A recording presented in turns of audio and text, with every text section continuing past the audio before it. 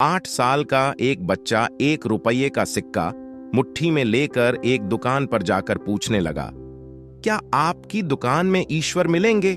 दुकानदार ने यह बात सुनकर सिक्का नीचे फेंक दिया और बच्चे को निकाल दिया। बच्चा पास की दुकान में जाकर 1 रुपये का सिक्का लेकर चुपचाप खड़ा रहा।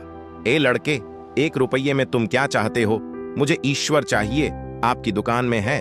दूसरे दुकानदार ने भी लड़के को भगा दिया, लेकिन उस अबोध बालक ने हार नहीं मानी। एक दुकान से दूसरी दुकान, दूसरी से तीसरी, ऐसा करते करते कुल 40 दुकानों के चक्कर काटने के बाद एक बूढ़े दुकानदार के पास पहुंचा। उस बूढ़े दुकानदार ने पूछा, तुम ईश्वर को क्यों खरीदना चाहते हो? क्या करोगे ईश्वर लेकर? पहली बार एक दुकानदार के मुंह से यह प्रश्न सुनकर बच्चे के चेहरे पर आशा की किरणें लहराई। लगता है इसी दुकान पर ही ईश्वर मिलेंगे। बच्चे ने बड़े उत्साह से उत्तर दिया, इस दुनिया में मां के अलावा मेरा और कोई नहीं है। मेरी मां दिन भर काम करके मेरे लिए खाना लाती है। मेरी मां अब अस्पताल में है। अगर मेरी मां मर गई तो मुझे कौन खिलाएगा? डॉक्टर ने कहा है कि अब सिर्फ ईश्वर ही तुम्हारी मां को बचा सकते हैं। क्या आपकी दुकान में ईश्वर मिलेंगे? हाँ, मिलेंगे। कितने पैसे हैं तुम्हारे पास? सिर्फ 1 रुपया।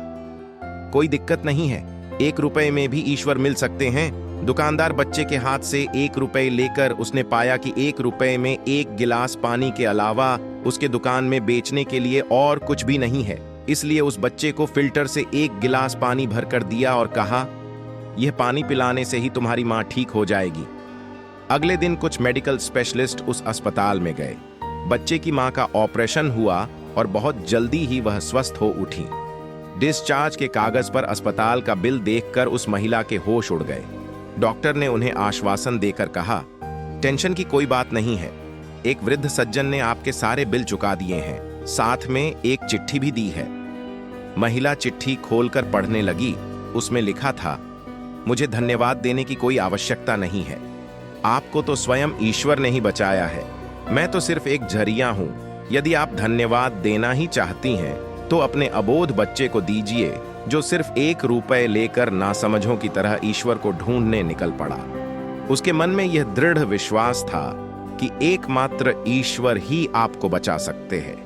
विश्वास इसी को ही कहते हैं। ईश्वर को ढूंढने के लिए करोड़ों रुपए दान करने की जरूरत नहीं होती।